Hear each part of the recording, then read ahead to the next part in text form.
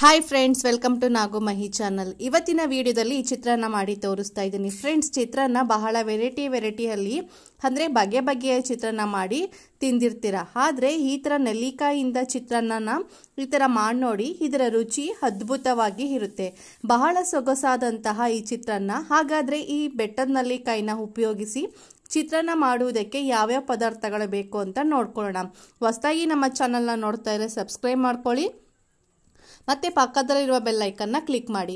ನೀವು ಯಾವುದೇ ರೀತಿಯ ಚಿತ್ರಾನ್ನ ಮಾಡಬೇಕಾದ್ರೆ ನೀವು ಮಾಡುವಂತಹ ಅನ್ನ ಈ ಥರ ಉದುರಾಗಿ ಇದ್ರೇ ನೀವು ಮಾಡುವಂಥ ಚಿತ್ರಾನ್ನ ಬಹಳ ರುಚಿ ಕೊಡುವಂಥದ್ದು. ನಾನು 1 ಬೌಲು ಆಗೋಷ್ಟು ಈ ಥರ ಉದುರು ಆಗಿರುವ ಅನ್ನನ ರೆಡಿ ಮಾಡಿ ಇಟ್ಕೊಂಡಿದ್ದೀನಿ. ಅದೇ ರೀತಿ ಇಲ್ಲಿ 6 ಬೆಟ್ಟದ ನೆಲ್ಲಿಕಾಯನ್ನು ತಗೊಂಡಿದ್ದೀನಿ. ಈ ರೀತಿ ಇದನ್ನು ಚೆನ್ನಾಗಿ ತೊಳೆದುಬಿಟ್ಟು ಇಟ್ಕೊಂಡಿದ್ದೀನಿ. ನಾವು ಯಾವ ರೀತಿ ತೆಂಗಿನಕಾಯಿನ ತುರ್ಕೊಳ್ತೀವೋ ಅದೇ ರೀತಿಯಾಗಿ ಈ 1 ಬೆಟ್ಟದ ನೆಲ್ಲಿಕಾಯಿನ ತುರ್ಕೊಳ್ತಾ ಇದ್ದೀನಿ. ಮತ್ತು ಅದರ ಬೀಜನ ರಿಮೂವ್ ಮಾಡಿ ಈ ಥರ ತುರ್ಕೊಂಡಿದ್ದೀನಿ. ನೆಕ್ಸ್ಟು 3 ರಿಂದ 4 ಟೇಬಲ್ ಸ್ಪೂನ್ ಆಗುವಷ್ಟು ನಾನು ಎಣ್ಣೆನ ತಗೊಂಡಿದ್ದೀನಿ.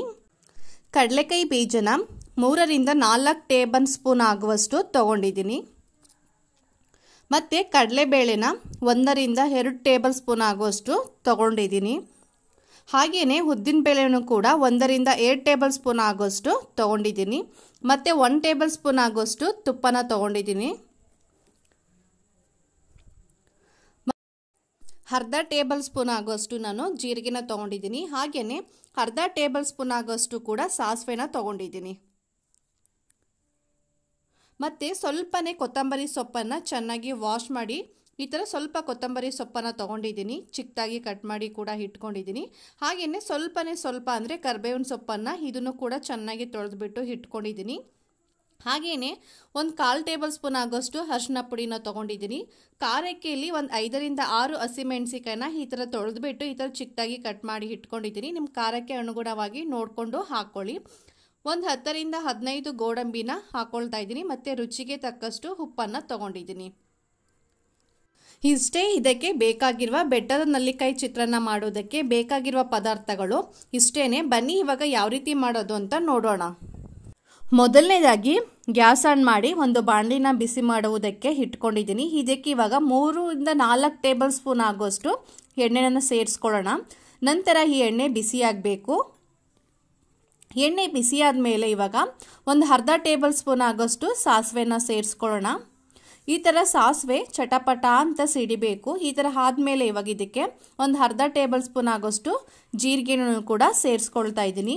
ನೆಕ್ಸ್ಟ್ ಇವಾಗ ಚಿಕ್ಕದಾಗಿ ಕಟ್ ಮಾಡಿ ಇಟ್ಟಿರುವ ಹಸಿಮೆಣಸಿಕಾಯಿನೂ ಕೂಡ ಹಾಕ್ಕೊಳ್ತಾ ಇದ್ದೀನಿ. ಇದನ್ನೆಲ್ಲ ಹಾಕ್ಕೊಂಡು ಇವಾಗ ಲೋ ಮೀಡಿಯಮಲ್ಲಿ ಇಟ್ಕೊಂಡು ಏನಿಲ್ಲ ಅಂದ್ರೂ ಇದನ್ನು 30 ಸೆಕೆಂಡು ಈ ಥರ ಚೆನ್ನಾಗಿ ಫ್ರೈ ಮಾಡ್ಕೊಳ್ಳೋಣ. ನೋಡಿ, ಈ ಥರ ಚೆನ್ನಾಗಿ ಫ್ರೈ ಮಾಡ್ಕೊಂಡು ಆದಮೇಲೆ ನಂತರ ಇದಕ್ಕೆ 3 ರಿಂದ 4 ಟೇಬಲ್ ಸ್ಪೂನ್ ಆಗೋಷ್ಟು ನಾನು ಇವಾಗ ಕಡಲೆ ಬೀಜನ ಸೇರಿಸ್ಕೊಳ್ತಾ ಇದ್ದೀನಿ. ಈ ಕಡಲೆ ಬೀಜ ಈ ಚಿತ್ರಾನ್ನಕ್ಕೆ ಜಾಸ್ತಿ ಹಾಕಿದ್ರೇ ತುಂಬಾ ಟೇಸ್ಟು ಚೆನ್ನಾಗಿರುತ್ತೆ. ನಿಮಗೆ ಎಷ್ಟು ಬೇಕೋ ಅಷ್ಟು ನೋಡ್ಕೊಂಡು ಹಾಕ್ಕೊಳ್ಳಿ. ಈ ಕಡಲೆ ಬೀಜ ಚೆನ್ನಾಗಿ ಫ್ರೈ ಮಾಡ್ಕೊಳ್ಳೋಣ. ಈ ಕಡಲೆ ಬೀಜ ಸ್ವಲ್ಪ ಈ ಥರ ಕಲರ್ ಚೇಂಜ್ ಆಗಬೇಕು. ನೋಡಿ, ಈ ಥರ ಆದರೆ ಸಾಕು ನಮಗೆ. ಇದಕ್ಕೆ ಇವಾಗ 1 ಟೇಬಲ್ ಸ್ಪೂನ್ ಆಗೋಷ್ಟು ಕಡಲೆಬೇಳೆ ಮತ್ತು 1 ಟೇಬಲ್ ಸ್ಪೂನ್ ಆಗೋಷ್ಟು ನಾನು ಉದ್ದಿನಬೇಳೆನ ಹಾಕ್ಕೊಳ್ತಾ ಇದ್ದೀನಿ. ಎಣ್ಣೆಯಲ್ಲೇ ಚೆನ್ನಾಗಿ ಫ್ರೈ ಮಾಡ್ಕೊಳ್ಳೋಣ. ಈ ಥರ ಫ್ರೈ ಮಾಡ್ಕೊಂಡ್ರೇ ತುಂಬಾ ಟೇಸ್ಟು ತುಂಬಾ ಚೆನ್ನಾಗಿರುತ್ತೆ. ಲೋ ಮೀಡಿಯಮಲ್ಲಿ ಇಟ್ಕೊಂಡೇ ಫ್ರೈ ಮಾಡ್ಕೋಬೇಕು. ನೆಕ್ಸ್ಟ್ ಇವಾಗ ಕರಿಬೇವಿನ ಸೊಪ್ಪನ್ನು ಸೇರಿಸ್ಕೊಳ್ಳೋಣ. ಇದನ್ನು ಕೂಡ ಚೆನ್ನಾಗಿ ಎಣ್ಣೆಯಲ್ಲೇ ಫ್ರೈ ಆಗಬೇಕು. ನೋಡಿ, ಈ ಥರ ಚೆನ್ನಾಗಿ ಫ್ರೈ ಆಗಬೇಕು. ಇದು ಚೆನ್ನಾಗಿ ಫ್ರೈ ಆದಮೇಲೆ ಇವಾಗ ರುಚಿಗೆ ತಕ್ಕಷ್ಟು ಉಪ್ಪನ್ನು ಹಾಕ್ಕೊಳ್ತಾ ಇದ್ದೀನಿ. ಮತ್ತು ಹಾಗೆಯೇ 1/4 ಟೇಬಲ್ ಸ್ಪೂನ್ ಆಗೋಷ್ಟು ಅರಿಶಿನದ ಪುಡಿನೂ ಕೂಡ ಹಾಕ್ಕೊಳ್ತಾ ಇದ್ದೀನಿ. ಇವೆರಡನ್ನು ಚೆನ್ನಾಗಿ ಈ ಥರ ಮಿಕ್ಸ್ ಮಾಡ್ಕೊಳ್ಳೋಣ. ನೋಡಿ, ಇವಾಗ ಈ ಥರ ಚೆನ್ನಾಗಿ ಮಿಕ್ಸ್ ಮಾಡ್ಕೊಂಡು ಆದಮೇಲೆ ಇವಾಗ ತುರಿದು ಇಟ್ಟಿರುವ ಬೆಟ್ಟದ ನೆಲ್ಲಿಕಾಯಿನ ಸೇರಿಸ್ಕೊಳ್ತಾ ಇದ್ದೀನಿ. ಇದನ್ನು ಲೋ ಮೀಡಿಯಮಲ್ಲೇ ಇಟ್ಕೊಂಡು ಈ ಬೆಟ್ಟದ ನೆಲ್ಲಿಕಾಯಿನ ತುರಿದು ಇಟ್ಕೊಂಡಿದ್ದೀವಲ್ಲ ಅದನ್ನು ಇವಾಗ ಆ್ಯಡ್ ಮಾಡ್ಕೊಳ್ತಾ ಇದ್ದೀನಿ. ಈ ಥರ ಹಾಕೊಂಡಾದ್ಮೇಲೆ ಎಣ್ಣೆಲೆ ಚೆನ್ನಾಗಿ ಲೋ ಮೀಡಿಯಮಲ್ಲಿ ಇಟ್ಕೊಂಡೆ ಇದನ್ನು ಫ್ರೈ ಮಾಡ್ಕೋಬೇಕು. ಹೈ ಫ್ಲೇಮಲ್ಲಿ ಇಟ್ಕೊಂಡು ಇದನ್ನು ಫ್ರೈ ಮಾಡಿದ್ರೆ ಟೇಸ್ಟು ಹೊಟ್ಟೋಗ್ಬಿಡುತ್ತೆ, ಕಹಿ ಬಂದುಬಿಡುತ್ತೆ. ಈ ಥರ ಚೆನ್ನಾಗಿ ಫ್ರೈ ಮಾಡ್ಕೋಬೇಕು. ನೋಡಿ, ಲೋ ಮೀಡಿಯಮಲ್ಲೇ ಇಟ್ಕೊಂಡು ನಾನು 2 ರಿಂದ 3 ನಿಮಿಷ ಈ ಥರ ಚೆನ್ನಾಗಿ ಫ್ರೈ ಮಾಡ್ಕೊಳ್ತಾ ಇದ್ದೀನಿ. ಈ ಥರ ಚೆನ್ನಾಗಿ ಫ್ರೈ ಮಾಡ್ಕೊಂಡು ಆದಮೇಲೆ ಇವಾಗ ನಾವು ಸ್ಟವನ್ನು ಆಫ್ ಮಾಡ್ಕೋಬೇಕು. ಮೊದಲಿಗೆ ರೆಡಿ ಮಾಡಿ ಇಟ್ಕೊಂಡಿರುವ ಬಿಡಿ ಆದ ಅನ್ನನ ಸೇರಿಸ್ಕೊಳ್ಳೋಣ. ಇವಾಗ ಇದಕ್ಕೆ ಈ ಥರ ಸೇರಿಸ್ಕೊಂಡು ಆದಮೇಲೆ 1 ಟೇಬಲ್ ಸ್ಪೂನ್ ಆಗೋಷ್ಟು ನಾನು ಇವಾಗ ನಿಂಬೆ ರಸನ ಸೇರಿಸ್ಕೊಳ್ತಾ ಇದ್ದೀನಿ. ನಿಮಗೆ ನಿಂಬೆಹಣ್ಣು ಹಾಕೊಳ್ಳೋದು ಇಷ್ಟ ಇಲ್ಲ ಅಂತ ಹೇಳಿದ್ರೆ ನಿಂಬೆ ರಸನ ನೀವು ಬೇಕಾದ್ರೂ ಸ್ಕಿಪ್ ಮಾಡ್ಕೋಬೋದು. ಹಾಗೆಯೇ ಕಟ್ ಮಾಡಿ ಇಟ್ಕೊಂಡಿರುವಂತಹ ಕೊತ್ತಂಬರಿ ಸೊಪ್ಪನ್ನು ಕೂಡ ಇದಕ್ಕೆ ಸೇರಿಸ್ಕೊಳ್ತಾ ಇದ್ದೀನಿ. ಈ ಕಡೆ ಸೇರಿಸ್ಕೊಂಡು ಆದಮೇಲೆ ಇನ್ನೊಂದು ಕಡೆ ಸ್ಟವನ್ನು ಆನ್ ಮಾಡಿಕೊಂಡು ಒಂದು ಚಿಕ್ಕ ಕಡಾಯಿನ ಬಿಸಿ ಮಾಡೋಕ್ಕೆ ಇಟ್ಕೊಂಡಿದ್ದೀನಿ. ಈ ಕಡಾಯಿಗೆ 2ರಿಂದ 3 ಟೇಬಲ್ ಸ್ಪೂನ್ ಆಗೋಷ್ಟು ನಾನು ತುಪ್ಪನ ಹಾಕ್ಕೊಳ್ತಾ ಇದ್ದೀನಿ.